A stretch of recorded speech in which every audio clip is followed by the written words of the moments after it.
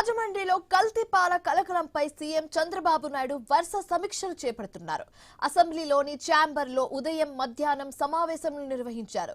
జిల్లా collector, SP, food safety అధికారులను వివరాలు అడిగి తెలుసుకుంటున్నారు ముఖ్యమంత్రి. బాధితులకు అందుతున్న వైద్యం పైన కూడా ఆరా తీశారాయన. పాలు తాగిన 75 మంది శాంపిల్స్ సేకరించామని చెప్పిన అధికారులు మిగతా అందరి నమూనాలు కూడా తీసుకుంటున్నామని చెప్పారు. తక్షణమే వైద్య ఆరోగ్య శాఖ, ఫుడ్ సేఫ్టీ ఉన్నతాధికారులు రాజమండ్రి వెళ్లాలని సీఎం చంద్రబాబు నాయుడు ఆదేశించారు.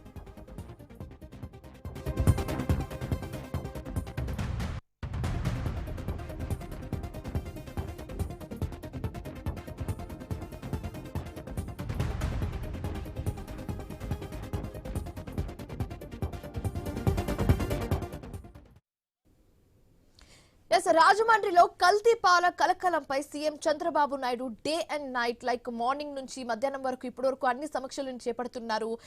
అసలు ఎక్కడ ఏం జరుగుతుంది, అన్ని చర్యలు తీసుకోండి అని అటు డాక్టర్స్ ని, ఇటు సేఫ్టీ, ఫుడ్ సేఫ్టీ అధికారులను కూడా అడిగి తెలుసుకుంటున్నారు. ఇదే అంశానికి సంబంధించి మరింత తాజా సమాచారం మా కరెస్పాండెంట్ కాంతి అందిస్తారు లైవ్ ద్వారా. కాంతి, ఇప్పుడు అక్కడ సిచ్యువేషన్ ఏ విధంగా ఉంది? నమూనాలు సేకరించామని చెప్తున్నారు, ఏమైనా తెలుస్తుందా? పూర్తి డీటెయిల్స్ ఏంటి? శివాని, ఏదైతే రాజమండ్రిలో జరిగినటువంటి ఘటనకి సంబంధించి సీఎం చంద్రబాబు నాయుడు ఆరా తీశారు. అక్కడ ఉన్నటువంటి స్థానిక కలెక్టర్తో పాటుగా వైద్య శాఖ అధికారులను కూడా అప్రమత్తం చేయడమే కాకుండా ఎవరైతే బాధిత కుటుంబాలు ఉన్నారో వారికి వెంటనే వైద్యం అందించేందుకు త్వరితగతిన చర్యలు తీసుకోవాలని కూడా ఈరోజు ఉదయం జరిగినటువంటి సమీక్షలో సీఎం చంద్రబాబు నాయుడు సూచించారు. ఏదైతే యూరియా అలాగే సీరం క్రియాటిన్ లెవెల్ పెరగడం వల్లనే ఈ ఇబ్బందికర పరిస్థితులు వచ్చాయి అనేది ప్రాథమిక అంచనాకి రావడం జరిగింది. అలాగే ల్యాబ్స్కి, అటు హైదరాబాద్కి అలాగే విశాఖపట్నానికి వీరి నుంచి సేకరించినటువంటి పాల నమూనాలతో పాటుగా ఎవరైతే ఇబ్బంది పడుతున్నారో ఆ పేషెంట్స్ యొక్క రక్త నమూనాలను కూడా పంపించడం జరిగింది. అలాగే ఎవరైతే చనిపోయారో చనిపోయిన వారికి సంబంధించినటువంటి రక్త నమూనాలను కూడా టెస్ట్ చేయడం జరిగింది. ప్రాథమిక సమాచారం ప్రకారం ఏదైతే యూరియా అలాగే సీరం క్రియాటిన్ లెవెల్స్ పెరగడం వల్లే ఈ పరిస్థితి ఏర్పడింది అనే అంశానికి సంబంధించి నిర్ధారణకి రావడంతో వరలక్ష్మి డైరీకి సంబంధించినటువంటి యజమానిని కూడా అదుపులోకి తీసుకున్నట్లుగా తెలుస్తూ ఉంది. ఇక ఆయన నుంచి కూడా మరింత సమాచారం రాబట్టే ప్రయత్నం చేస్తున్నారు.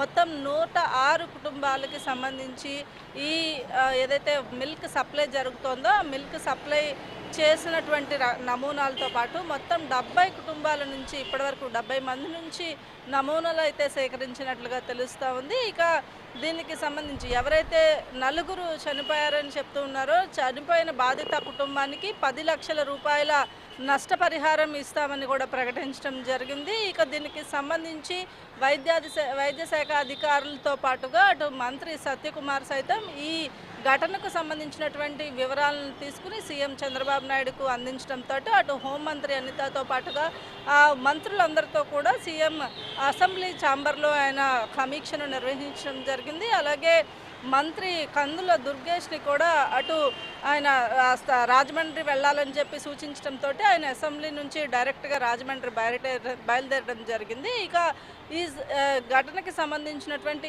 ఇష్యూ ఏదైతే ఎక్కడైతే ఈ 106 మంది కుటుంబాలు ఉన్నాయో ఆ 106 మందికి సంబంధించినటువంటి దగ్గరలోనే హెల్త్ సెంటర్స్ ఏర్పాటు చేసి హాస్పిటల్స్కి వచ్చే వరకు కూడా ఎటువంటి ఇబ్బంది కలగకుండా ఉండేలాగా హెల్త్ సెంటర్స్ని ఏర్పాటు చేసి వారికి ఇబ్బందికర పరిస్థితులు తీసుకురాకుండా ఉండాలని చూపడం జరిగింది. ఇక ముఖ్యంగా నిన్న ఏవైతే కడుపు నొప్పి, వాంతులు అలాగే కిడ్నీకి సంబంధించి ఎఫెక్ట్ ఎక్కువగా ఉన్న నేపథ్యంలో దానికి సంబంధించినటువంటి మందులను బాధిత కుటుంబ సభ్యులకి సంబంధించినటువంటి వారితో పాటుగా చుట్టుపక్కల వారికి కూడా అందచేయాలని సూచించారు. ఎవరికైతే సిమ్టమ్స్ ఉన్నాయో ఆ సిమ్టమ్స్కి సంబంధించినటువంటివి కూడా తెలుసుకోవాలని చెప్పడం జరిగింది. ఇక ముఖ్యంగా ఎవరైతే చనిపోయారో చనిపోయిన వారు 4 చనిపోయినట్లుగా ప్రభుత్వం ప్రకటించడం జరిగింది. ఇక 2 చిన్నారులు ఇబ్బంది పడుతున్నట్లుగా తెలుస్తుంది, వెంటిలేటర్ పైన ఉన్నట్లుగా తెలుస్తోంది. ఇక మరో 8 మంది చికిత్స పొందుతున్నట్టుగా కూడా ప్రభుత్వం లెక్కలు చెప్తూ ఉన్నారు. అయితే దీనికి సంబంధించి కూడా ఇప్పటికే అక్కడ స్థానికంగా ఏవైతే హెల్త్ సెంటర్స్ని ఏర్పాటు చేసి వారికి తగిన వైద్యం అందించేలాగా చేయాలని కూడా సూచనలు చేయడం జరిగింది. ఇక బాధిత కుటుంబాలు ఎవరైతే మరణించారో 4 కుటుంబాలకి కూడా ప్రభుత్వం తరఫున 10 లక్షల రూపాయల సహాయాన్ని అయితే ప్రభుత్వం ప్రకటించడంతో పాటు ఎవరైతే వరలక్ష్మి మిల్క్ డైరీ ఏదైతే ఉందో వారి నుంచి కూడా ఏదైతే ఎక్కడ ఈ యూరియా క్రియేటిన్ లెవెల్స్ పెరగడానికి పాలల్లో ఏమి కలిపారు అనే విషయానికి సంబంధించి కూడా పోలీసుల ఇన్వెస్టిగేషన్లో బయటపడే అవకాశం ఉన్నట్లుగా తెలుస్తోంది. అలాగే ఫుడ్ ల్యాబ్ నుంచి కూడా వచ్చినటువంటి నమూనాలను బేస్ చేసుకుని ఎందుకు ఈ పరిస్థితి వచ్చింది అనేది అయితే తెలిసే అవకాశం ఉంది. కాబట్టి ముందస్తు చర్యలలో భాగంగా ప్రభుత్వం అయితే అప్రమత్తంగా ఉందని చెప్పుకోవాలి. Shivani. Right, thanks for the updates Kanthi.